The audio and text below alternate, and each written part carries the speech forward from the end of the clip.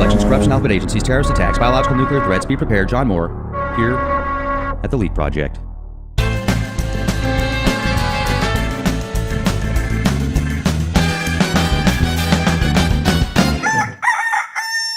So how are things going with you? No complaints. Pretty good. Enjoying a beautiful spring day. How about yourself? I mean, fall day. It's like spring. It is. Yeah. It's going great. I actually just picked up built a solar generator for a tour. We're going to be doing a cross-country tour, and we're going to be in some pretty remote areas and off the grid at sometimes that we're still going to need power. So we got a solar generator set up, and I've got it set up to where most of the shows, even here in the studio in San Antonio, we can produce all the power we need via solar, and just another step to kind of get off the grid. And it's pretty neat to learn about that kind of stuff too. So I almost feel like an electrician now. It'll be a learning experience for you. Absolutely. Yep. So, we've got a lot of people that really appreciate your work, that have been listening to you for years. I've been listening to you for years, and you have people and connections that many of us don't. So with the elections coming up and everything that's coming out there, a lot of people feel this could be just a mind-blowing year as far as what is on the forefront of politics. A lot of people see change on the horizon, etc. I personally think it's just the same game plan that's been played over, like the same blueprint that's been used for politics for decades. But what is your take on this? What do you see on the horizon with politics and everything else that's going on? The election's just a few days away. Okay. Well, first of all, are we recording now? Yes, we're going right now. Okay. Well, you're right. And first of all, thank you for having me. I appreciate that. I have several friends I work with that are very public, such as Dave Hodges and Paul Martin, Steve Quayle. I started interviewing Steve Quayle on my first radio show back in the late 90s. Some of these men feel that there will be no election Tuesday. Others feel if there is an election, there'll be no inauguration the 20th of January. And I share their concerns. I'm not making any predictions myself, but I do know that the powers that be realized at some point in this election cycle that they really, really screwed up by allowing Donald Trump to win the nomination. He was not the chosen guy. I think initially they thought he was a clown. He was a joke, that nobody would take him seriously, and they ignored him and didn't have a clue what was really happening until it was too late to change the outcome of the Republican convention. So now they're stuck. And the consensus among everybody who's paying attention is this man, if there's a free election, he will win by a landslide. We know there's going to be vote fraud. Of course there'll be. The consensus also seems to be that vote fraud up to about 10% of the vote can be gotten away with. Past that, it starts getting way too obvious, and that's where we are in this election cycle. The overwhelming support of Donald Trump is just going to give him a landslide victory if the election is allowed to happen.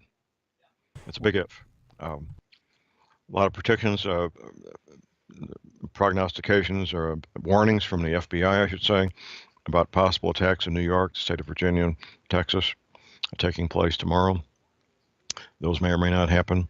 The attacks themselves, we don't know what the nature, at least if the FBI knows, they're not revealing the nature of the attacks, whether it would be jihadists with small arms or explosive devices or biological weapons or possibly dirty nukes. That's not been revealed if they know. No specific targets have been revealed if they know. So I'm urging people to keep their situational awareness at a high level, to make sure that they have everything they need and they have a plan in place. If they live in a densely populated urban area, they have a plan to either shelter in place or escape to a safe haven if necessary. And that people that they care about have a similar plan, or they're incorporated into the existing plan of these same people. So it's I would say it's a fair statement to say we're certainly in perilous times between now and the 20th of January. What do you think? My gut's telling me that Hillary Clinton's going to make it in as the next president, and it's going to be business as it's been for the past 4 years, similar to the Obama administration. So, I could be wrong. I used to be very skeptical about everything in regards to, I used to always think something could go down. And now I'm kind of more the opposite, where I think that this has all been talked about so much before. It's kind of keep people in this perpetual state of fear. But some of the stuff you're bringing up, that could happen at any time. You're absolutely right. And people got to be aware of that kind of stuff because there's a lot of psychopaths out there. And I don't think that everything is done by this beast machine, by these old people behind the scenes that sit around circles and are these aristocratic elitists that have all this power and money and control. I think that they've got a lot of influence, but I also think there's lone gunmen out there, crazy people, jihadists, everything else in between. So we certainly do live in incredible times. And I often think to myself, if something was going to happen at an extreme level event, it probably would have happened before already. So I don't know. I mean, I really don't. I'm very agnostic towards that. But as far as Trump and Hillary, as I told you before when we spoke, I used to think that they were both kind of playing on the same team. And now I don't. I definitely think they're playing on different teams, but they're kind of in the maybe at the top levels playing for the same league. The space weather events thing caught my attention because there's been a lot of astrophysicists, astronomers that have said there's these giant planets they've discovered outside of the solar system. They downgrade Pluto so they can call it Planet 9. And Mr. Brown was the same person to do that. So I almost wonder if they did that to kind of make people have less fear once they do admit that there is this planet that's causing havoc, so they don't link it to Nibiru, Planet X, etc. And, that's why it's nice to talk with people like you, John, because you've got insider information. You've worked in certain circles of law enforcement, etc. that, I never have had access to. So there's going to be information you're privy to. And I appreciate you sharing that with us. Anything else you can give us would be wonderful. I will. You probably saw one or two of the statements made by Steve Pacinic. If I can say his name right. It's a tough name. Pacinic, is that right? Sounds good. Pacinic, I think is how he says his name.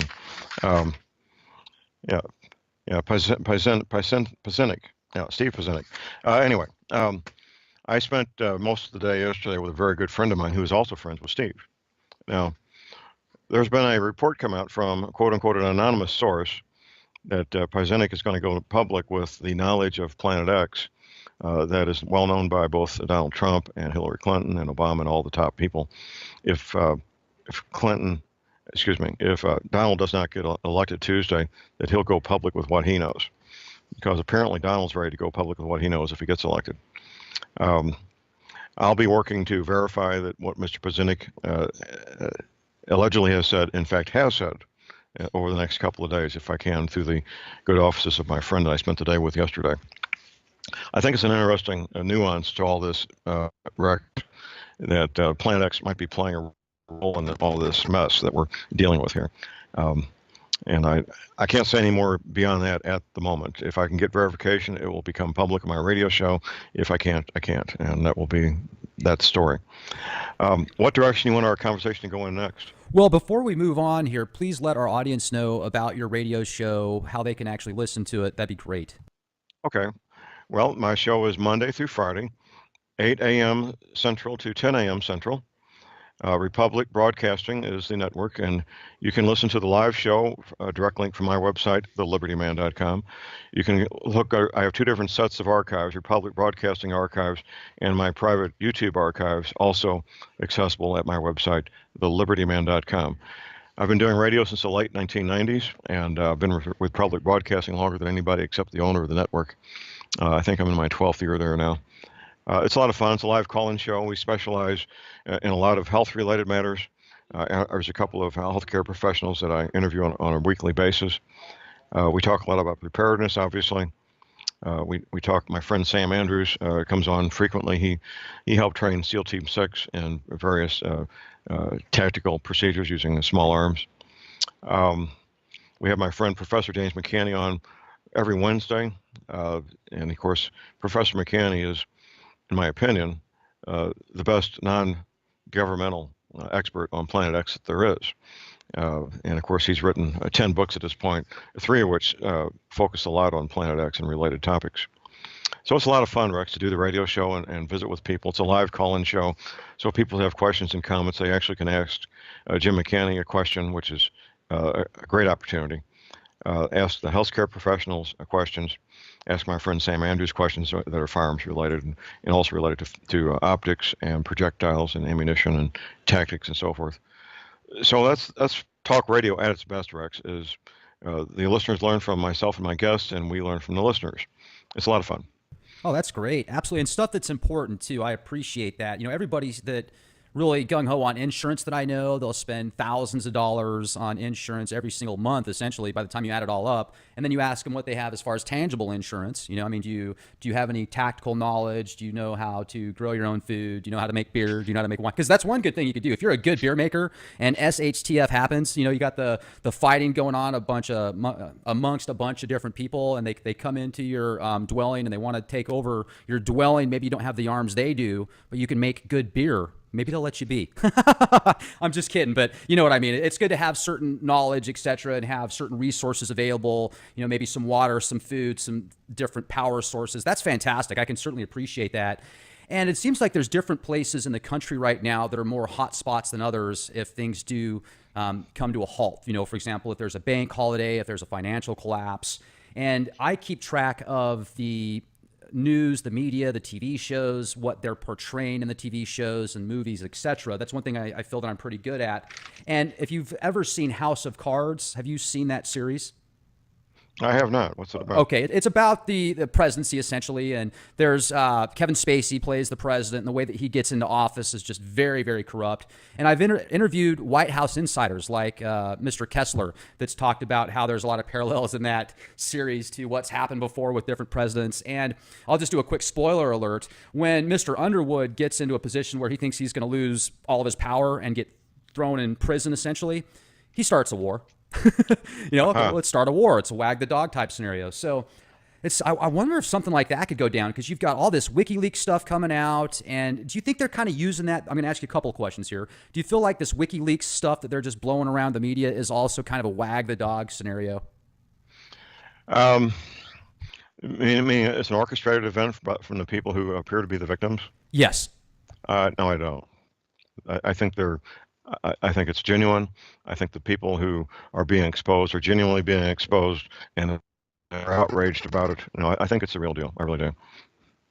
Because you know how the media will pick up on certain stories to benefit their agenda. And it seems like if the media doesn't pick up on stories, then you never know about it. Like there's these incredible protests going on right now in North Dakota over the oil pipeline out there. And a lot of natives are getting treated like cattle. Essentially, they're getting treated like animals out there because they don't want this pipeline. And a lot of people that aren't natives as well. And you don't hear about that on the news unless you're on Facebook or certain social medias. And even in the debates, they brought up WikiLeaks and the email scandal. So I just kind of sometimes think that maybe they're using the WikiLeaks a little bit for their own agenda as well. But then you find out about these spirit cooking parties where they're mixing up blood and not blood, I'm sorry, breast milk, urine, feces, semen, and they're drinking it and stuff like that. My friend Dr. Bill Deagle, he's also on Republic Broadcasting. He says that Hillary is a member of a family of witches and warlocks from Europe that goes back centuries. That's what Dr. Deagle says based on his evidence and knowledge. So these people involved in these satanic cults and rituals, they do some pretty bizarre stuff, and it would not surprise me at all that they're doing what you describe. Sure, and absolutely. And from the research that I have done into magic, essentially, semen, blood, feces, all that kind of stuff has been used for millennia. So that's very interesting that the people that seem to be passing the laws and bills and regulations are the ones that are doing these parties and stuff. That's very interesting. So, I mean, it sounds like you're well prepared. There's a lot of people that talk about certain areas and hot spots to go to. Let's get into this Planet X a little bit more. I mean, are there any details that you could give us that maybe haven't been talked about a lot, not the traditional stuff on Planet X that you feel would be important, like timelines, events, orbits, anything like that? Well, everybody always wants to know a timeline, and my answer the past year or more has been 3 p.m. tomorrow. Got it. Here's the reason people want a timeline, Rex. They want to continue their current lifestyle, employment, home, social interaction, and so forth until they have no choice. Then they will move to a safe haven and build their hobby farm. Well, that's no plan. That's a plan for failure is all that is. For an urban dweller who has no experience farming, going out into the country to start a hobby farm, we're looking at the first year, maybe a few tomatoes and not much of any consequence. The second year, you might provide maybe 25% of what you need to live. By the third year, you may be approaching half of what your family needs to survive on in terms of food production. And that's pretty optimistic, quite frankly. It takes years of working a hobby farm And the definition of hobby, at least my definition of hobby farm, is a place where one or more families engage in agriculture primarily for consumption on the premises as opposed to uh, retail sale to make a living. It takes years.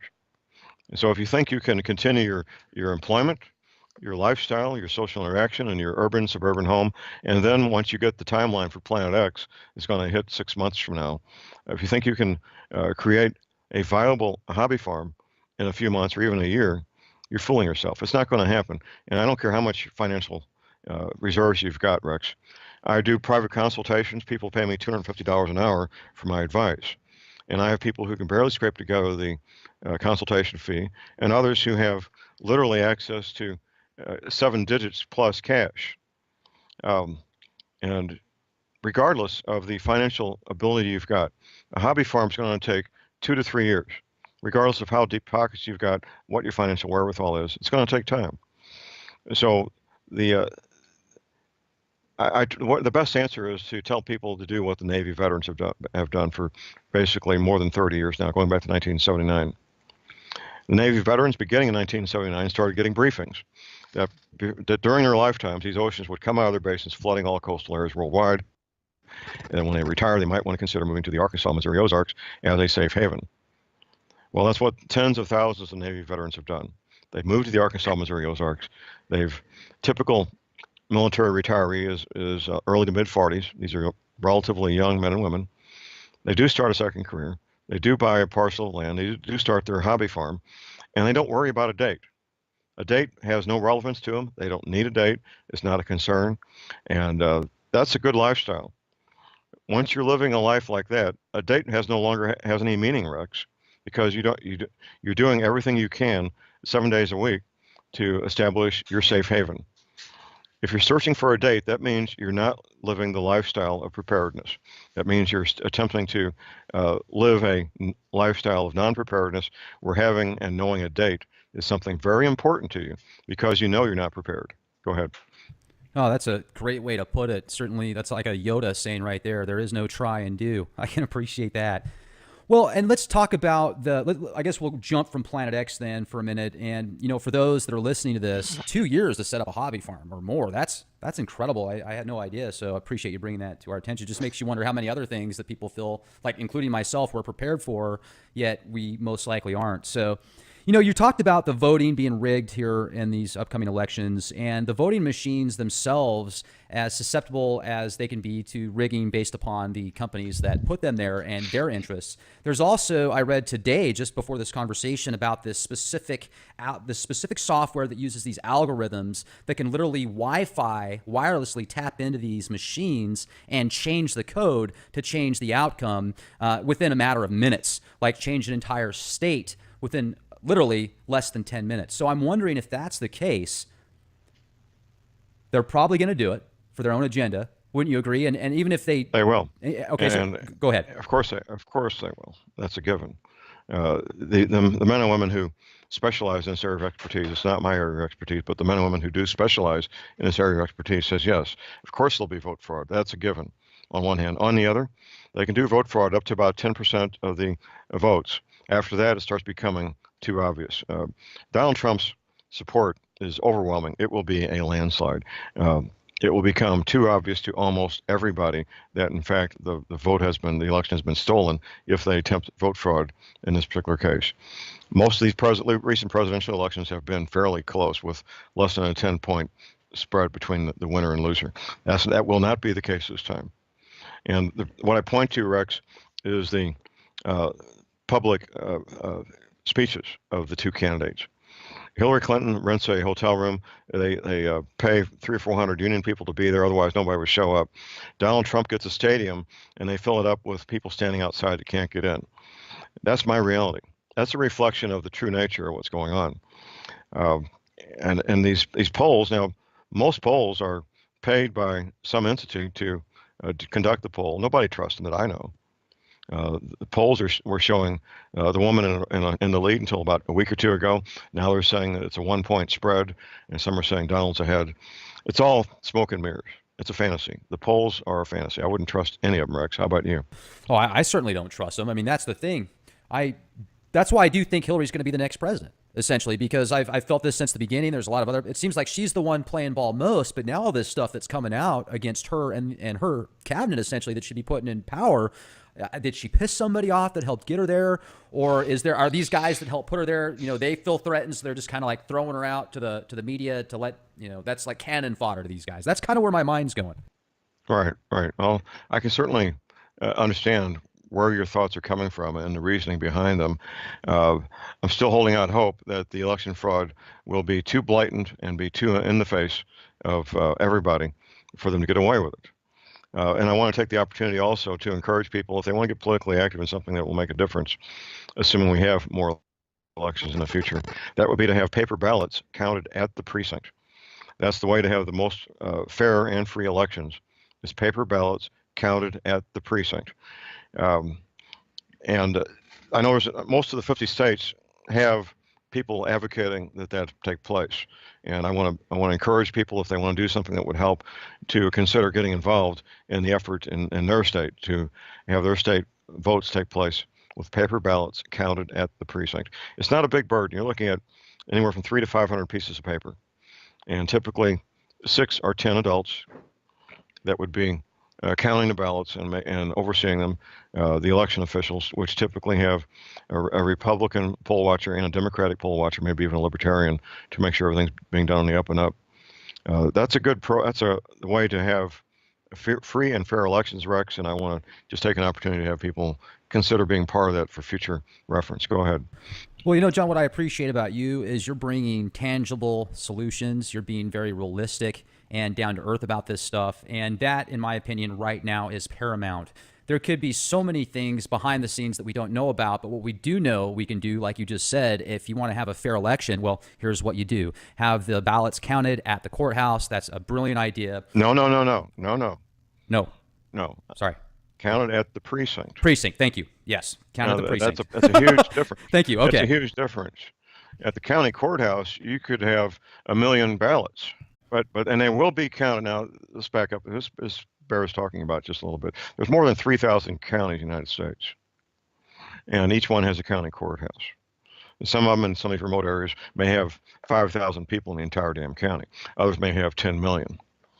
But the precincts are going to be fairly small. Even in New York or Los Angeles, Chicago, you're looking at 400 to 500 people in a precinct. So it's where the checks and balances come in. So when the ballots are counted at the precinct, there's a record made of how many ballots there were total, and how many voted for this candidate or voted for that candidate. Then the ballots go to the courthouse, where they're counted a second time, and the counting at the courthouse has to duplicate what was counted at the precinct, or the hard copy paper will be gone over again by another entity. That's where your checks and balances come in, Rex. Well, and another thing too, let's take this a step further, John. Let's say that Trump wins without a shadow of a doubt. He gets inaugurated, and what happens next? Do you think that there's going to... Oh, I also heard that somebody recently shot at him.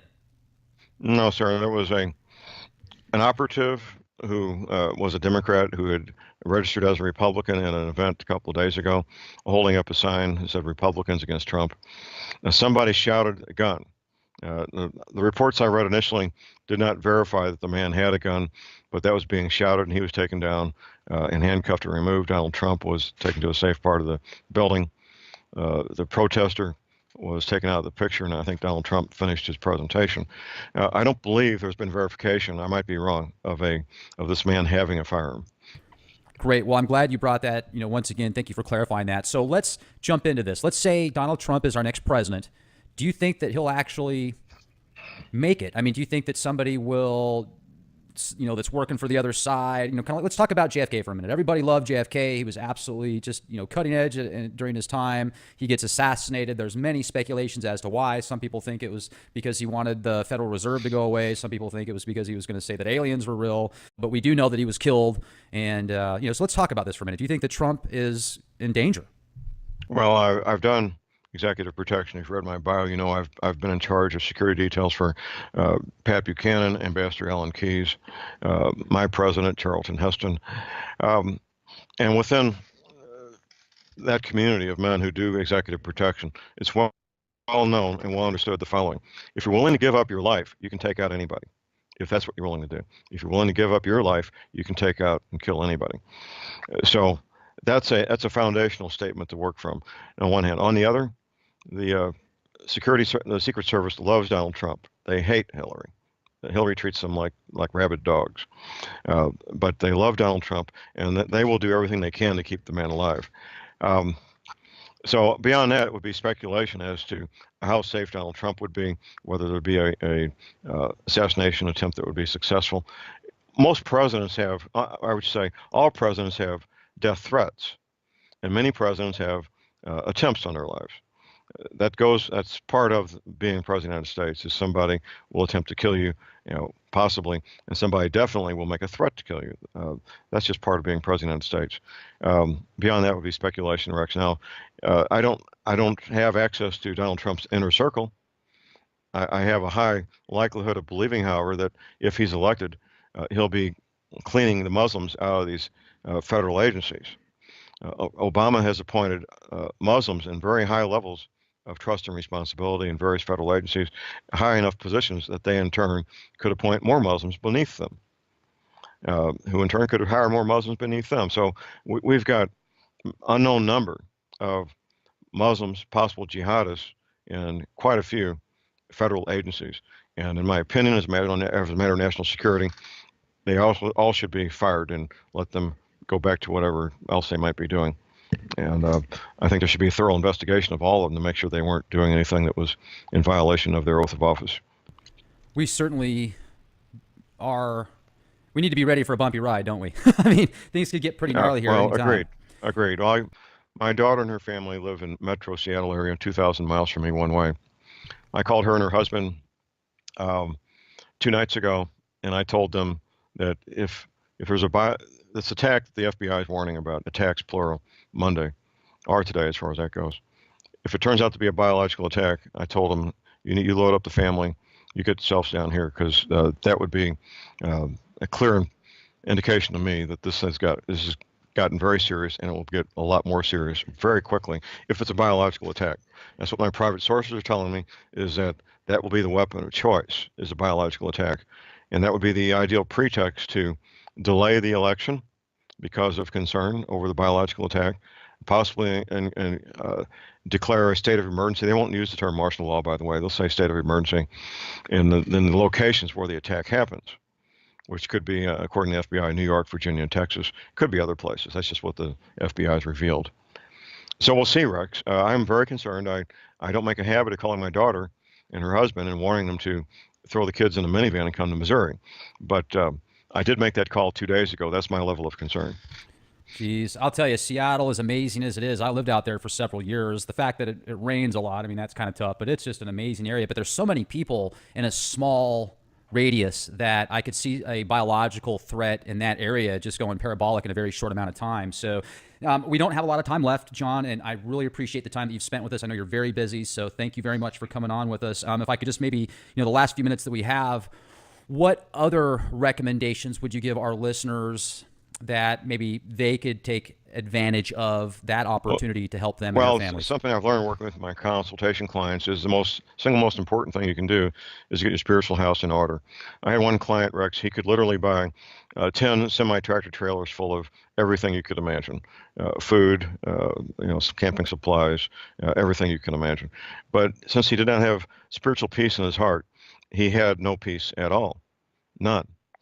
So that's very important. We know from the World War II accounts of people in POW camps and concentration camps, the men and women who went into those camps with a strong spiritual foundation were far more likely to survive than ones that did not. After that comes skills. Whether your group is 6 people or 6,000, 3 skills are going to be in biggest demand in short supply are the following 3 skills: emergency medical treatment skills, ham radio skills, and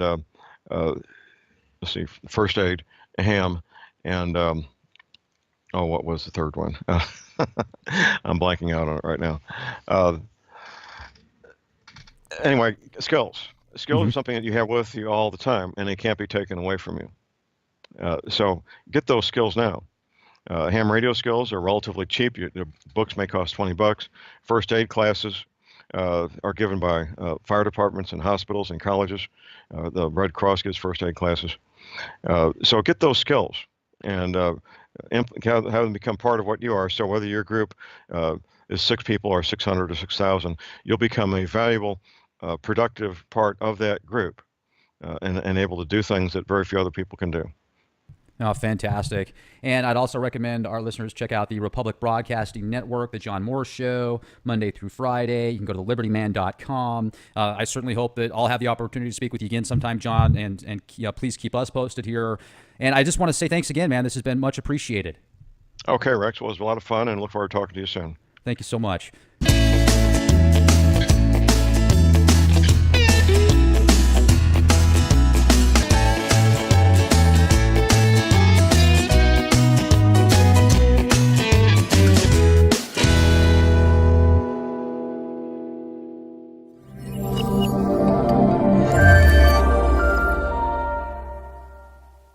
Retired homicide detective disclosure, classified Plan X, latest 2016 presidential elections, corruption, alphabet agencies, terrorist attacks, biological nuclear threats. Be prepared. John Moore, here at the Leap Project.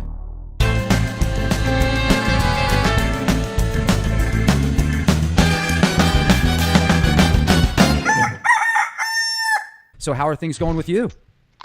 No complaints. Pretty good. Enjoying a beautiful spring day. How about yourself? I mean, fall day. It's like spring. It is. Yeah. It's going great. I actually just picked up built a solar generator for a tour. We're going to be doing a cross-country tour, and we're going to be in some pretty remote areas and off the grid at some times that we're still going to need power. So we got a solar generator set up, and I've got it set up to where most of the shows, even here in the studio in San Antonio, we can produce all the power we need via solar, and just another step to kind of get off the grid. And it's pretty neat to learn about that kind of stuff too. So I almost feel like an electrician now. It'll be a learning experience for you. Absolutely. Yeah. So, we've got a lot of people that really appreciate your work, that have been listening to you for years. I've been listening to you for years, and you have people and connections that many of us don't. So with the elections coming up and everything that's coming out there, a lot of people feel this could be just a mind-blowing year as far as what is on the forefront of politics. A lot of people see change on the horizon, etc. I personally think it's just the same game plan that's been played over, like the same blueprint that's been used for politics for decades. But what is your take on this? What do you see on the horizon with politics and everything else that's going on? The election's just a few days away. Okay. Well, first of all, are we recording now? Yes, we're going right now. Okay. Well, you're right. And first of all, thank you for having me. I appreciate that. I have several friends I work with that are very public, such as Dave Hodges and Paul Martin, Steve Quayle. I started interviewing Steve Quayle in my first radio show back in the late 90s. Some of these men feel that there will be no election Tuesday. Others feel if there is an election, there'll be no inauguration the 20th of January. And I share their concerns. I'm not making any predictions myself, but I do know that the powers that be realized at some point in this election cycle that they really, really screwed up by allowing Donald Trump to win the nomination. He was not the chosen guy. I think initially they thought he was a clown. He was a joke, that nobody would take him seriously, and they ignored him and didn't have a clue what was really happening until it was too late to change the outcome of the Republican convention. So now they're stuck. And the consensus among everybody who's paying attention is this man, if there's a free election, he will win by a landslide. We know there's going to be vote fraud. Of course there'll be. The consensus also seems to be that vote fraud up to about 10% of the vote can be gotten away with. Past that, it starts getting way too obvious, and that's where we are in this election cycle. The overwhelming support of Donald Trump is just going to give him a landslide victory if the election is allowed to happen. It's a big if. A lot of predictions, prognostications, or warnings from the FBI, I should say, about possible attacks in New York, the state of Virginia, Texas, taking place tomorrow. Those may or may not happen. The attacks themselves, we don't know what the nature, at least if the FBI knows, they're not revealing the nature of the attacks, whether it would be jihadists with small arms or explosive devices or biological weapons or possibly dirty nukes. That's not been revealed if they know. No specific targets have been revealed, if they know. So I'm urging people to keep their situational awareness at a high level, to make sure that they have everything they need and they have a plan in place. If they live in a densely populated urban area, they have a plan to either shelter in place or escape to a safe haven if necessary. And that people that they care about have a similar plan, or they're incorporated into the existing plan of these same people. So it's I would say it's a fair statement to say we're certainly in perilous times between now and the 20th of January. What do you think? My gut's telling me that Hillary Clinton's going to make it in as the next president, and it's going to be business as it's been for the past 4 years, similar to the Obama